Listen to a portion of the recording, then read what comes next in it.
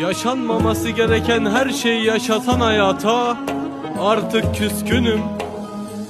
Sevmek güzel şey, ben ne güzel sevdim ama üzgünüm. Bir savaş başlattın aramızda, hem ekmeğim hem aşımdın. En güzel telaşlarımızla açlık grevine başlattın.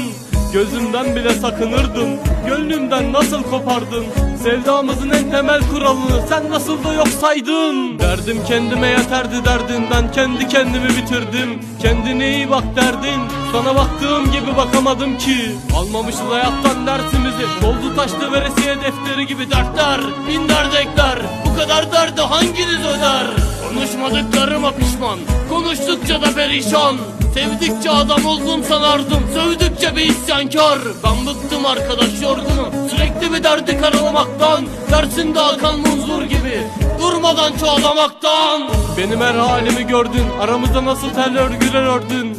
Benim ulu göğsüm gibi Mert'im vardı, Mert'i öldürdün. Sarsılıyor dünyam, haykırıyor, ben bu değildim be gülüm. Bizim ikimizi birbirine yabancılaştıran bu şehre de küskünüm. Her yer karardı, söndü benim güneşim, çalar da ağlamaklıyız.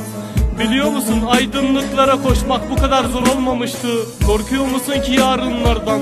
Al benden de o kadar. Eskiden de güzelim, senin cesur diye adlandırdığın o adam.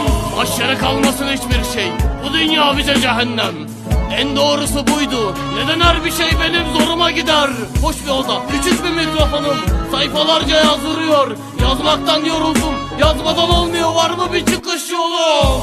Acı çekmek bizim kitabımıza büyük harflerle yazılmış. Bakma adımın Mert olduğuna, seni bana verene kaç gece şükrettim bir bilsen. Eş dost tanıyamazdı da itaatkar olmuşsun derdi. Senin yakıştırdığın her şeyle gurur duydum. Aramadıklarımı dahi sende buldum. Ey benim mahşeri kalabalıklarda dahi elimle koymuş gibi buldum. Bulamıyorum, kayboldum.